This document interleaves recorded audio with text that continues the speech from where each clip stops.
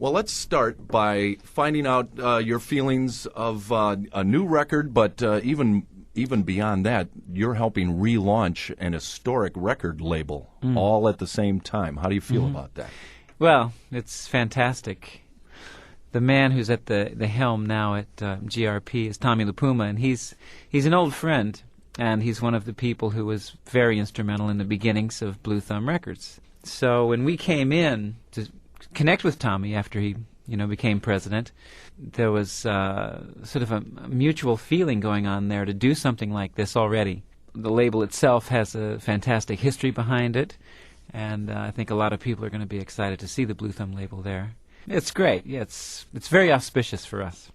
Do you think that this opens a door for you on your level to kind of step away from that GRP image that may have come up over the past few years? Yeah, absolutely. That's important for us because some people have balked at playing the record, seeing the GRP logo.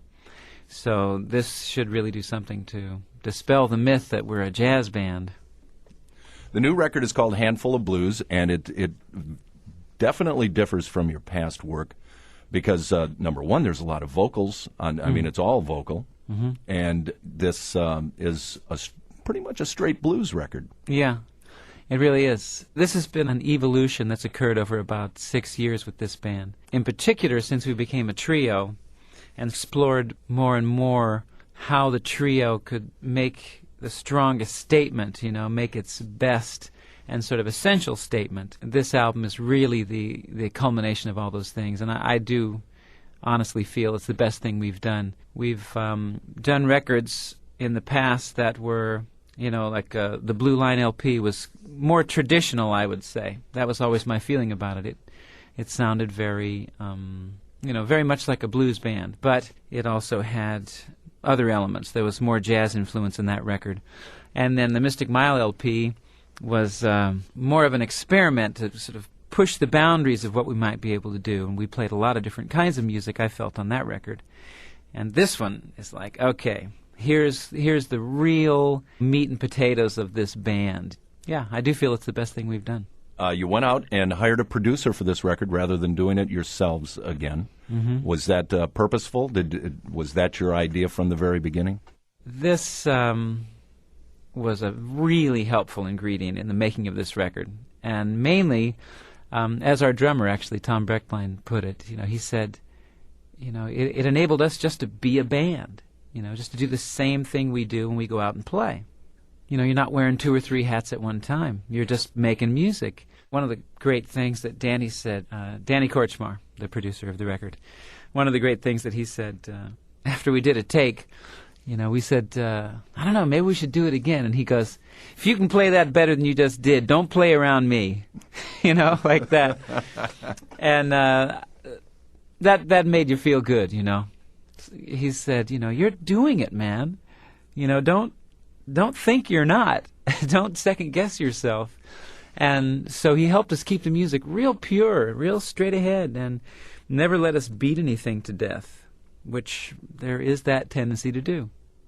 Do something over and over and over again because you're worried about this little glitch or that little change in the time.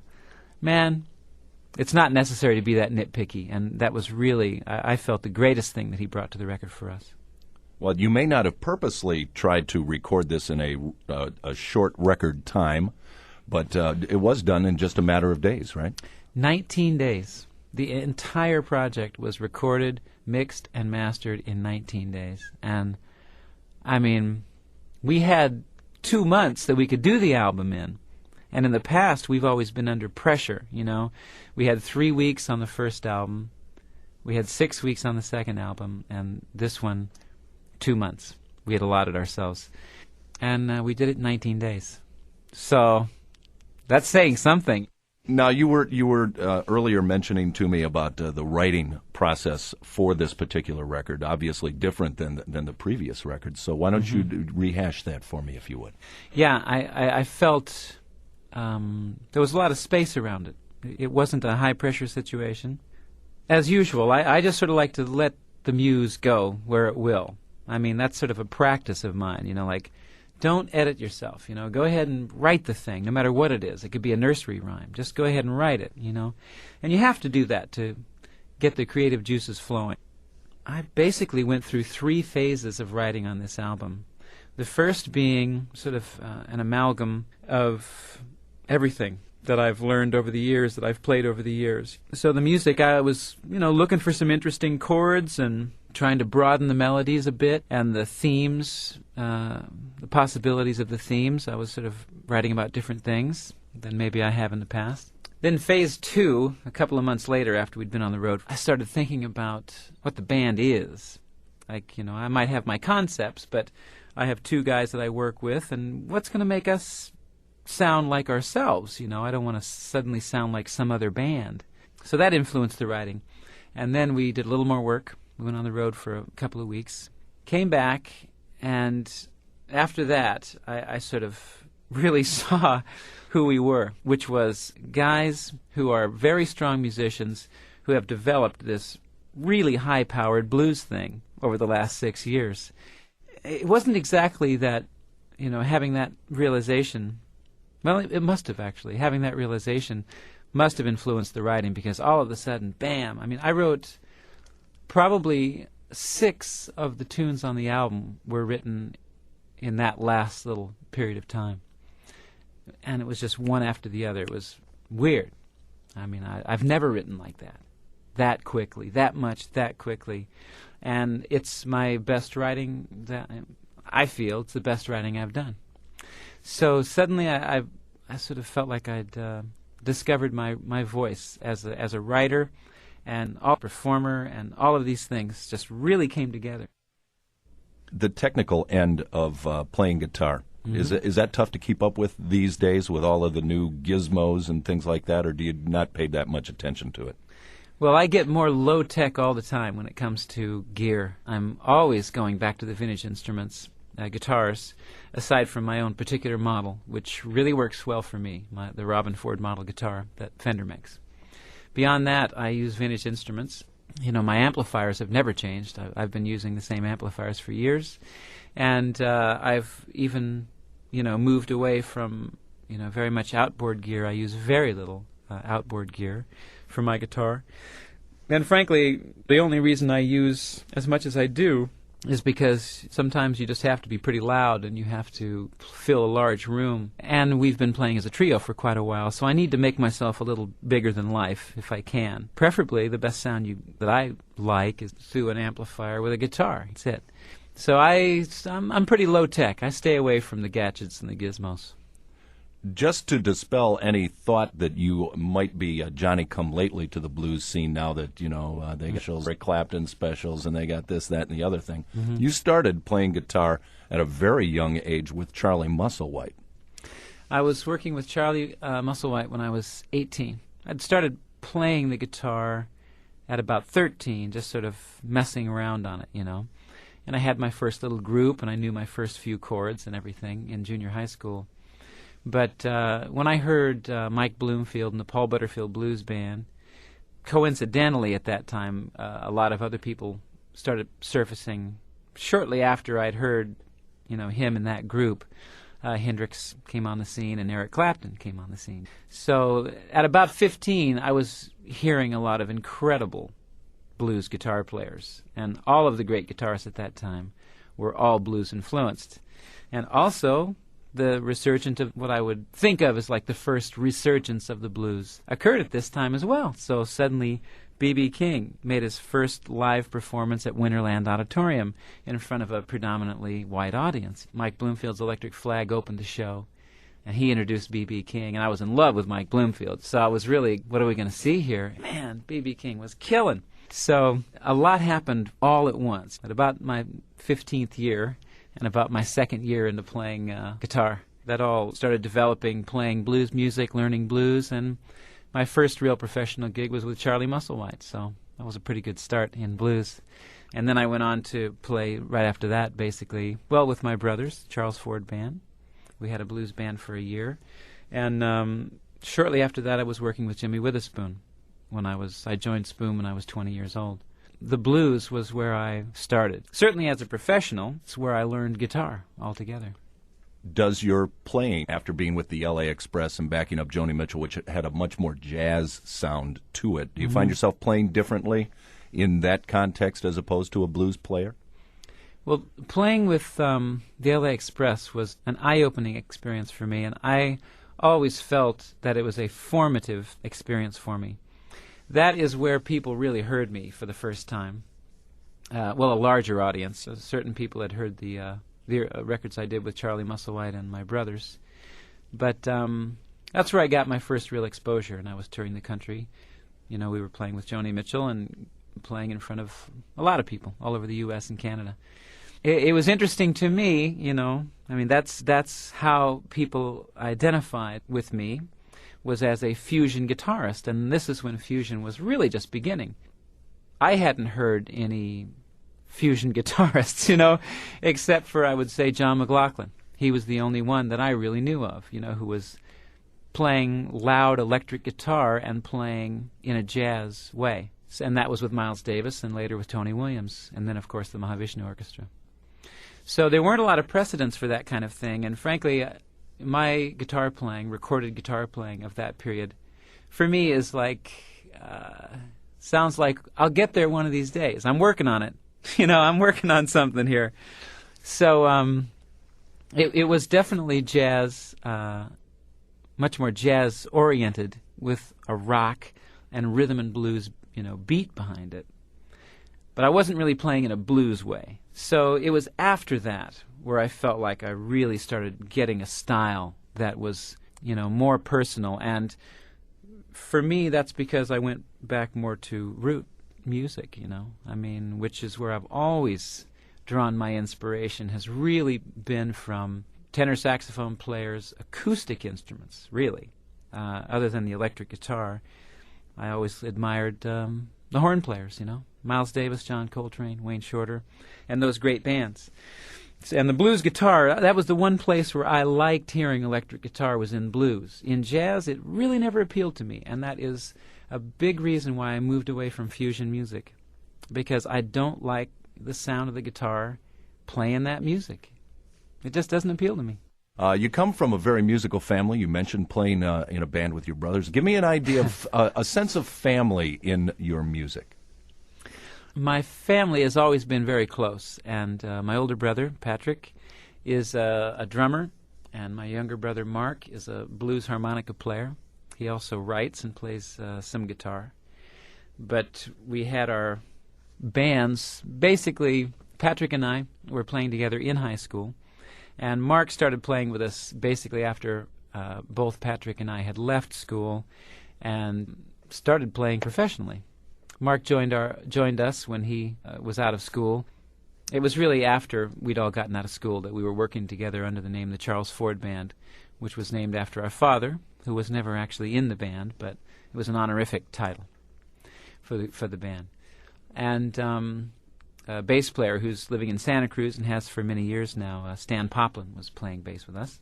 We definitely had some head-butting, as brothers will. There was that familial struggle existed, but there was a tremendous amount of energy that was generated with that group. And I know that being family had a lot to do with it. I mean, the connection that we had as a family, I've never experienced, anywhere else. We'd grown up listening to the same music, loving the same music, and wanting to recreate that music. Well, Mark is a very multifaceted fellow, as a matter of fact. Now, Yeah. You used him on your new record. Mm-hmm. Mark is probably the most versatile harmonica player I have ever heard. There are people who take the harmonica to different places. It has been done. Certainly, probably more so in jazz and in country. Country influence, definitely. But with the blues harp, this guy just does things that I've never heard anybody else do. Let's talk specifically about some of these tunes. I'm going to start with my favorite on the record, which is Rugged Road. All right. An original, but you sound like a crusty old black man in the writing of this tune. How did that come about? I appreciate that. Rugged Road is, it could be my favorite thing on the record, too. And it's sort of a dangerous song, It's like, You don't necessarily want to go there, but everybody has experienced, these things. I have a tendency to want to write what I consider uplifting music. I mean, at least perform. I want my music to be uplifting. And sometimes I find myself a little afraid to write something quite that raw. Again, it's that practice of not editing the music. Just write the music, man. Just write it. You find out later on whether or not you're going to play it. So I went ahead and went there. And I'm so glad I did. I mean, it wound up being the opening track on the album. I feel it's a real authentic blues. There's something about that just really goes to the heart. How about you picked a cover tune to do, Don't Let Me Be Misunderstood. How did you arrive at that one? Well, Don't Let Me Be Misunderstood was recorded, I believe, first by Nina Simone. And then the Animals recorded it. They came out the same year, so I can't verify that that's indeed the truth. I certainly heard it first by the Animals.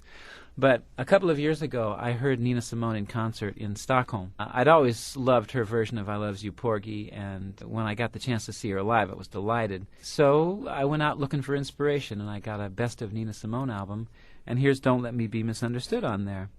So that's the one that inspired me to kind of look into that song.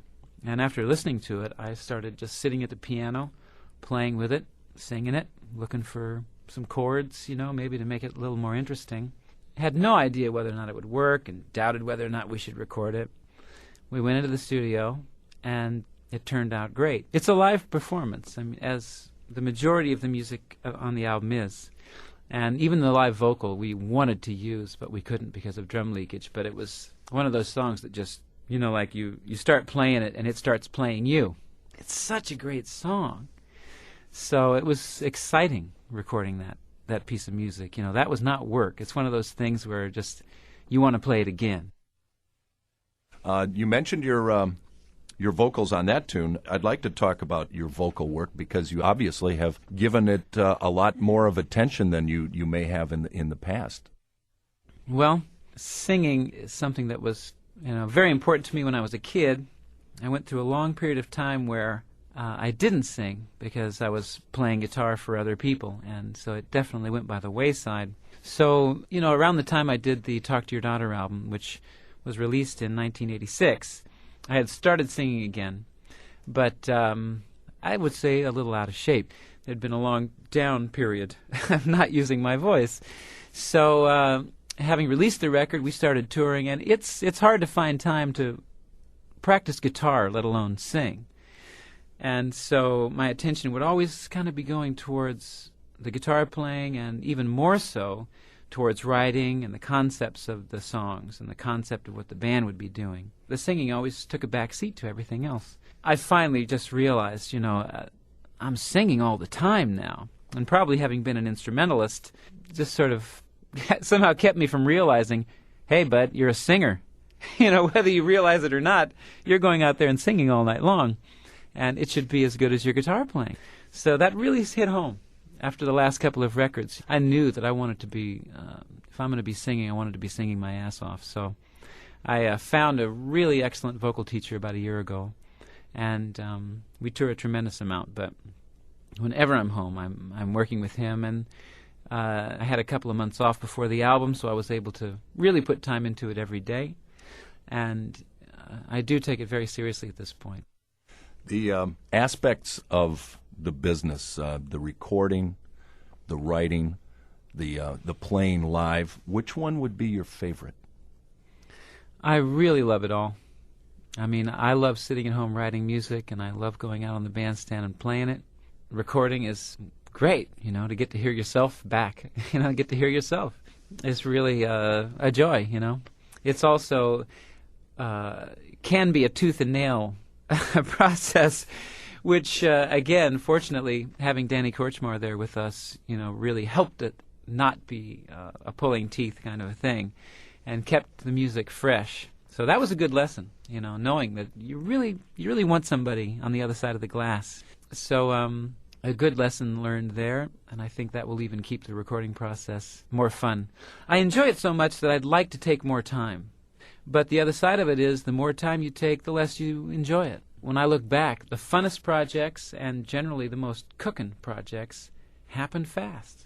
I'll just keep that in mind, keep reminding myself of that. It's all great, and I honestly, can't say that I like one more than the other. At a certain time, I want to do one more than the other. But each of them is, it's really I like my job. I like my work.